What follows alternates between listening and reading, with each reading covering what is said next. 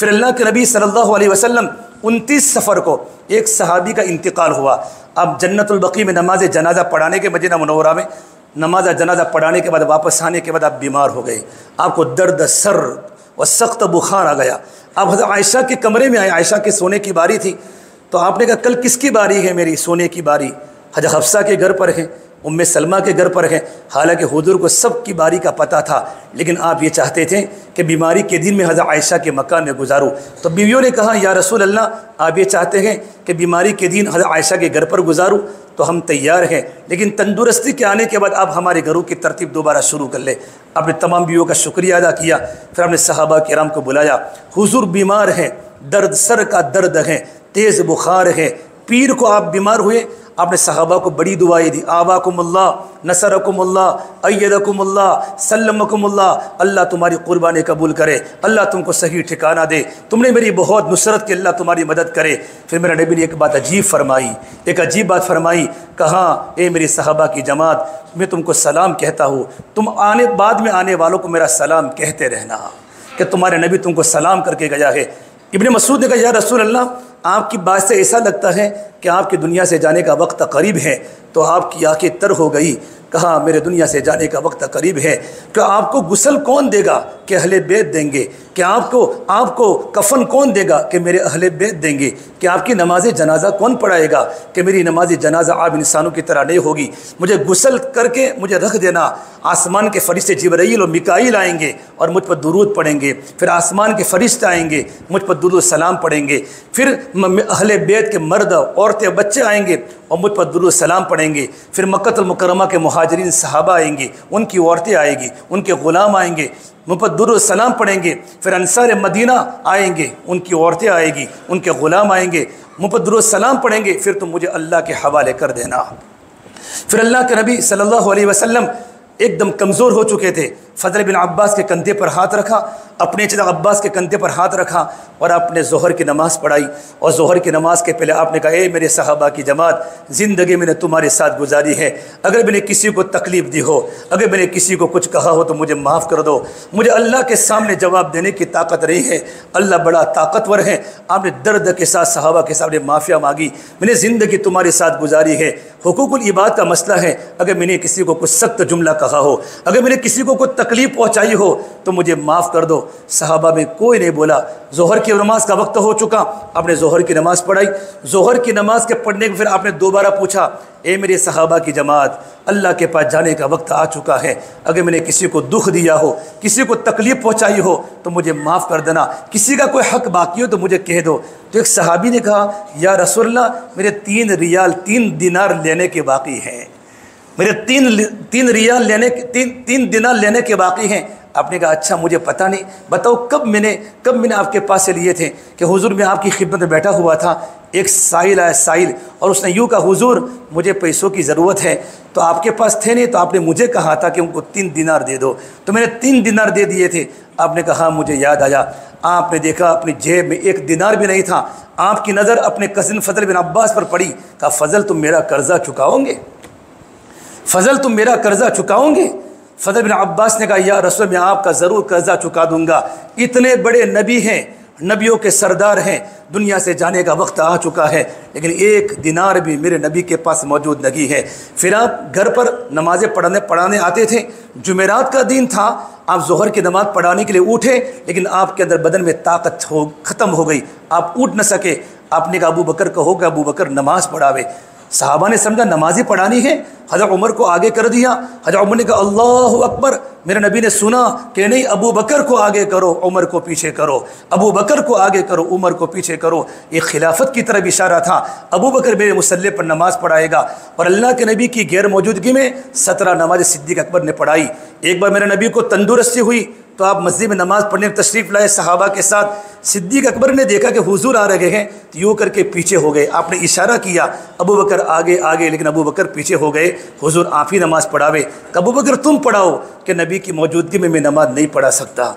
ये ज़िंदगी में तवाज़ु था, नबी की सोबत उठाई थी, काम किया था, सच्चे कारकुन बने थे, अंदर खुबियाँ पैदा हुई थी। फिर मेरे आका सल्लल्लाहु अलैहि वसल्लम 12 रबीउल अव्वल का दिन पीर का दिन आपकी तबीयत में हशाशी बशाशी आई, फजर के बाद आप घर पर बैठे थे, अपनी बीवियों को बुलाया, बीवियों से आपने माफ़ी मांगी, बीवियों को रवाना किया। फिर हज़रत अली आए और अली को आपने बिठाया और अली के सर पर और उनकी कमर पर यूँ हाथ फेर रहे थे और अली से बहुत देर तक बातें की। हज़रत अली को वहाँ से रवाना किया। फिर आपकी बेटी और आपका जिगर का टुकड़ा फ़ातिमा ज़ोहरा तशरीफ़ लाई। जब फ़ातिमा ने देखा कि मेरे अब्बा के सर पर सुर का पट्टी बंधी हुई है, सुर का पट्टी, अल्लाह के नबी को सर में दर्द था तो सुर का पट्टी बंधी हुई थी। कहा अब्बा जान क्या हुआ है? कि बेटी मेरे सर में दर्द है।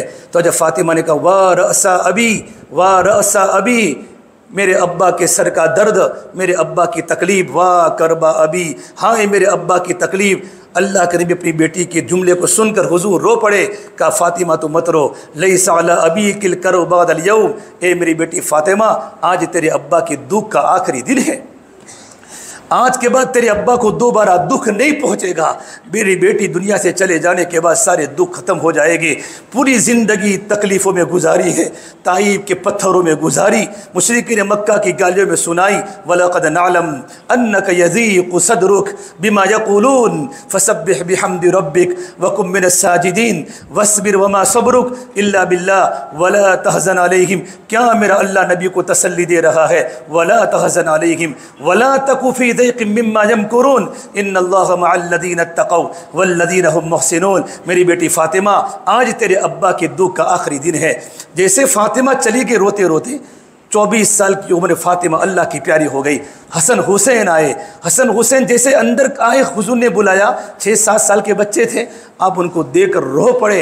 आपको मालूम था एक करबला की सरजमीन पर खून देगा शहीद भी होगा, एक को जहर देकर मारा जाएगा, लेकिन कहाँ नहीं, कहाँ नहीं, आप अपने ख़ानदान की कुर्बानी अल्लाह के नबी के सामने थी। हसन भी कुर्बान होने वाला है, हुसैन भी कुर्बान होने वाला है। जब हसन हुसैन निकले जिब्राईल आए, जिब्राईल ने कहा या रसूल अल्लाह, या रसूल अल्लाह, मलकुल मौत बाहर आपका इंतज़ार कर रहे हैं, मलकुल मौत आपका इंतज़ार कर रहे हैं। तो मेरे नबी ने कहा जिब्राईल आपकी क्या राय है, आपकी क्या राय है? तो जिब्राईल ने कहा या रसूल अल्लाह, अल्लाह ताला आपकी मुलाकात के शौक़ में है, अल्लाह ताला आपकी मुलाकात के शौक़ में है और आसमान के फरिश्ते आपका इंतज़ार कर रहे हैं। मेरे नबी ने यूँ गर्दन झुकाकर फरमाया जिब्राईल मेरे अल्लाह को जाकर कह दो मेरे जाने के बाद मेरी उम्मत का क्या होगा, मेरे जाने के बाद मेरी उम्मत का क्या होगा, मेरे जाने के बाद मेरी उम्मत का क्या होगा। जिब्राईल दौड़े अल्लाह के पास, अल्लाह को सब कुछ मालूम था। अल्लाह ने कहा नबी जी, जिब्राईल मेरे नबी को जाकर कह दो आपके जाने के बाद मैं अपनी उम्मत को अकेला नहीं छोड़ूंगा। कौन सी उम्मत सूद के पैसे खाने वाली, कौन सी उम्मत माँ बाप को तकलीफ़ें पहुँचाने वाली, कौन सी उम्मत उलमा को गालियाँ बोलने वाली, कौन सी उम्मत दावत की मेहनत को ठुकराने वाली, ये हुजूर इनके बारे में कह रहे हैं मेरे जाने को मेरी उम्मत का क्या होगा। जब अल्लाह ने कहा हुजूर हम तुम्हारी उम्मत के बारे में, उम्मत को अकेला नहीं छोड़ेंगे, फ़िका जिब्राईल मलकुल मौत को अंदर बुलाओ। मलकुल मौत सलाम क्या, अस्सलामु अलैका या रसूल अल्लाह, आप पहली हस्ती हैं कि मैंने आपको सलाम किया है कि मलकुल मौत अल्लाह की तकदीर को पूरा करो। फिर अल्लाह ने यूँ कहा अल्लाह बिर्रफ़ीक़िल आला, अल्लाह बिर्रफ़ीक़िल आला, अल्लाह बिर्रफ़ीक़िल आला, अल्लाह तो मुझे अपने पास बुला ले।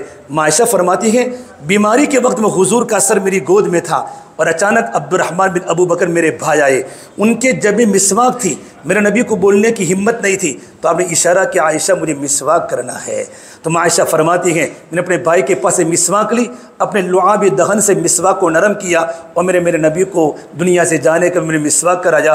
हज़रत आयशा फ़ख्र कर कह रही थी कि सबसे मैं किस्मत वाली खातून हूँ कि अल्लाह के नबी के मुँह मुबारक में मेरा लुआब मेरे नबी के मुँह में गया है, मेरे सरकार के मुँह में गया है। हज़रत आयशा फरमाती है अल्लाह के नबी सल्लल्लाहु अलैहि वसल्लम ऐसे कि मेरे गोद में सर रखा हुआ था, मुझे लगा कि हुजूर मुझे बोसा दे रहे हैं, देखा तो हुजूर तो अल्लाह के प्यारे हो चुके थे।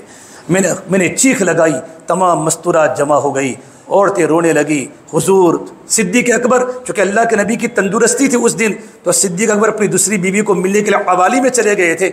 मालूम पड़ा दौड़ते दौड़ते आए, हुजूर पर चादर डाली हुई थी और जैसे कि चादर को हटाया मेरा नबी का चेहरा चमक रहा था और बूसा दिया और फिर यूँ कहा, वाह खलीला, वाह नबिया, वाह सफ़िया, हाय मेरे खलील, हाय मेरे नबी। फिर मेरे नबी को फरमा, तिब तहय्यन व तिब तमय्यतन, ज़िंदगी भी अच्छी गुजारी और मौत भी अल्लाह ने अच्छे दी। ए मेरे सरकार, अल्लाह आपको दोबारा दुख कभी जमा नहीं करेगा, दोबारा दुख जमा नहीं करेगा। पूरा मजमा सहाबा का मस्जिद नबी में बैठा बैठा रो रहा है। सिद्दीक़ अकबर अल्लाह के नबी को बोसा देकर मस्जिद में तशरीफ़ लाए। काम को संभालना है, काम को संभालना है। उमर बिन खत्ताब जैसे सहाबी तलवार लेकर खड़े हैं। कौन कहता हुजूर अल्लाह के प्यारे हो गए हैं? अगर कोई कहेगा मैं उसकी गर्दन को उड़ा दूंगा, सर को तन से जुदा करूंगा। नहीं, मेरे नबी तो अल्लाह से मिलने गए हैं। जब मूसा अलैहिस्सलाम जैसे अल्लाह से मिलने गए थे कोही तुर पर, मेरे नबी नहीं गए। अबू बकर ने कहा, उमर बैठ जाओ, कि नहीं बैठूंगा। उमर बैठ जाओ, नहीं बैठूंगा। अबू बकर इस्तिकामत के पहाड़, इतना सच्चा आशिक रसूल, सारे गमों को दिल में लेकर तकरीर की है। कहे लोगो, मन कान याबुदु मुहम्मदन फ़इन्न मुहम्मदन क़द माता। सुनो मेरी बात, खुलासे की बात कह रहा हूँ। जो मोहम्मद सल्लल्लाहु तबारक व तआला अलैहि वसल्लम की पूजा कर रहा था तो नबी तो दुनिया से जा चुके हैं। मैं बात कह रहा हूँ, मन कान यअबुदुल्लाह फ़इन्नल्लाह हय्युल ला यमूत। और जो अल्लाह तबारक व तआला की इबादत करता था वो अल्लाह आज भी है, वो अल्लाह आज भी है और अल्लाह कभी अल्लाह को मौत नहीं आती। हज़रत उसामा की जमात वहाँ खड़ी है, जो जमात अल्लाह के नबी ने अमा पहना कर जमात को रवाना किया था। सिद्दीक़ अकबर ने फ़ौरन कहा, हज़रत उमर फ़ारूक फरमाते, मुझे यकीन हो गया कि अल्लाह के नबी तो अल्लाह के प्यारे हो चुके हैं। लेकिन चूँकि पैरों में हड्डियाँ कमज़ोर हो चुकी थी तो यूँ करके सीधे बैठ गए, यूँ करके सीधे बैठ गए, एकदम खोखले हो चुके थे। अनस बिन मालिक फरमाते हैं, जैसे हुजूर को मैंने दफनाया, दफनाने के बाद फ़ातिमा बैठी बैठी दरवाजे पर खड़ी खड़ी रो रही थी। अनस, तुम्हारी हिम्मत कैसे हुई कि तुम मेरे अब्बा के कब्र पर मिट्टी डाली?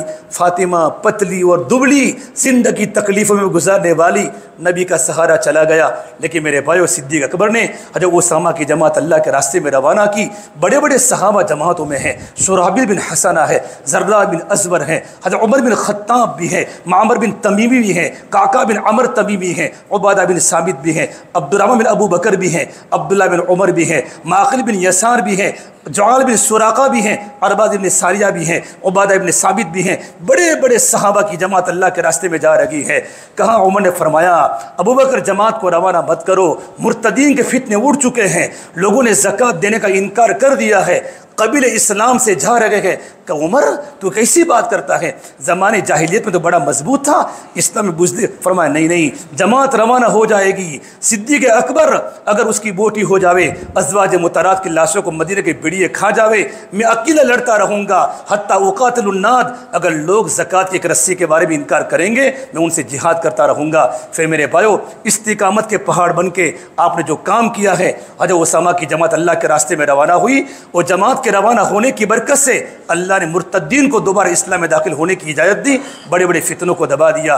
मैंने सारा खुलासा इसलिए मेरे भाइयों बताया है, अल्लाह के दीन की मेहनत। मेरा नबी ने फरमाया, जब तभी तुम पर हालात आवे तो मेरा दुनिया से जाने के हालात को याद रखना, अल्लाह तुम्हारे हालात को आसान कर देगा। इसे मेरे भाइयों बताओ, अभी हालात कुछ भी नहीं हैं, अल्लाह हमारे साथ है, नबी की दुआएं हमारे साथ है। हम दिल खोल कर बतावे, कितना नौजवानों का मजमा है, नबी के गम को लेकर उठें और अल्लाह के दीन की मेहनत करें, अल्लाह बड़ा राज़ी हो जाएगा।